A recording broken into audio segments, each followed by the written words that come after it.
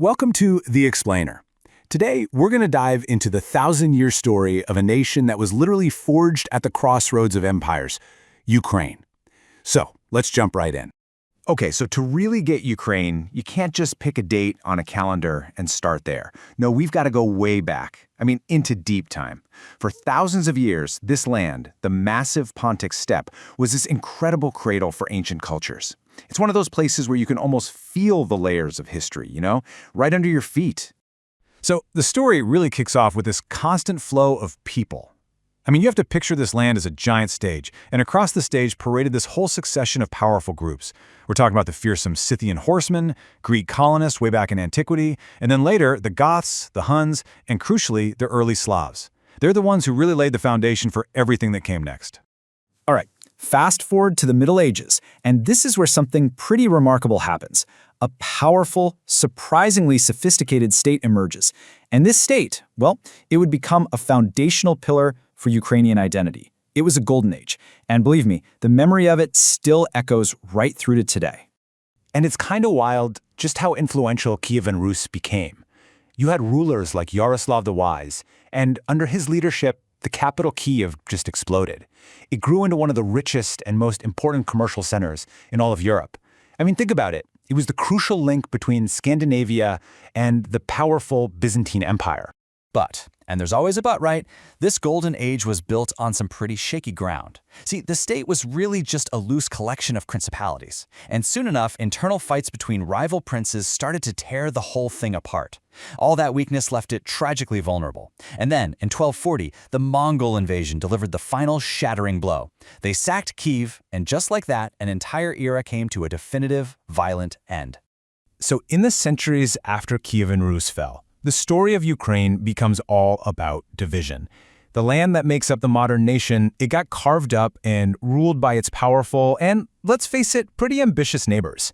A huge chunk of these lands ended up under the control of the massive Polish-Lithuanian Commonwealth. Now, this period, it brought in new ideas and colonization, for sure, but it also cranked up the social and religious tension big time. You had the Polish Catholic nobility on one side and the local Orthodox peasantry on the other. But all that pressure, it sparked an incredibly powerful response. A fierce, self-governing people, known as the Cossacks, they rose up in a massive rebellion in 1648. And in doing so, they actually carved out their own semi-independent state, the Hetmanate.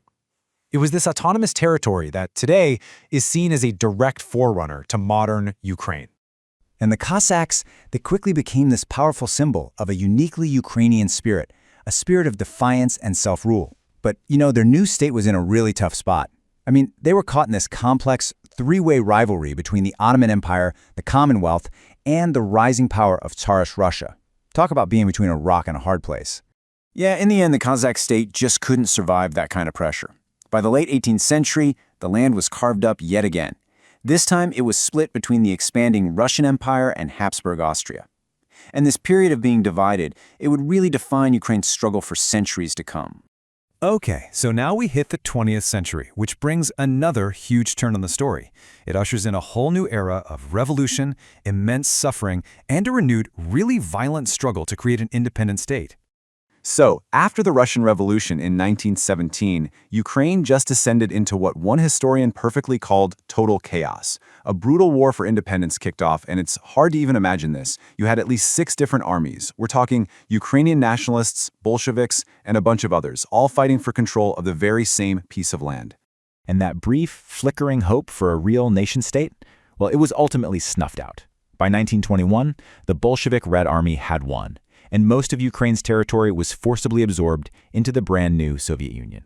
What came next is, it's one of the greatest tragedies of the entire 20th century. This number you're seeing, 4 to 5 million, that's the estimated number of Ukrainians who starved to death in the devastating famine of 1932-33. It's known as the Holodomor, which literally means death by hunger. In this map, it just grimly shows you the impact. This was not a natural disaster. It was a man-made catastrophe, the direct result of Soviet policies. Things like forced grain confiscation and collectivization that hit Ukraine especially hard. The Holodomor left this deep, lasting trauma on the national consciousness. It's a scar that is never, ever fully healed. But after decades under Soviet rule, The end of the 20th century brought another historic opportunity. The collapse of the USSR, it finally offered a real, new chance at sovereignty. And this brings us to an absolutely pivotal moment. In December 1991, the leaders of Ukraine, Russia, and Belarus all met to sign something called the Belovezha Accords. And this document, it formally dissolved the Soviet Union. For Ukraine, this was it. This was the birth of a modern, independent nation. And if you're wondering what the people thought, well, their will was absolutely clear. In a nationwide referendum that same month, a staggering majority, over 90%, voted for independence. And what's really telling is that the vote was decisive in every single region of the country. No ambiguity there. But the path to a stable democracy has been anything but smooth, right? The decades since independence have been this really turbulent transition. We're talking economic hardship, political corruption scandals, and of course, the constant challenge of figuring out the relationship with Russia. This struggle has actually erupted twice in these massive popular uprisings, with Ukrainians pouring into the streets demanding a democratic future, a future oriented towards the West. And you know, if you want to understand how the modern Ukrainian state sees itself, all you have to do is look at its coat of arms. It's such a powerful statement.